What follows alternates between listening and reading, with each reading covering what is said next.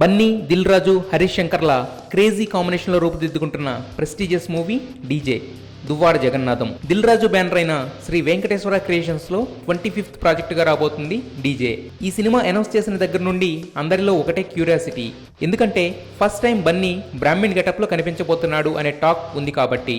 So అందుకే ఆ curiosity మరింత పెంచేసేలా బ్రాహ్మణ్ గెటప్ లో బన్నీ స్కూటర్ పై వస్తున్న హిలేరియస్ స్టిల్ ని డీజే ఫస్ట్ లుక్ గా రిలీజ్ చేశారు.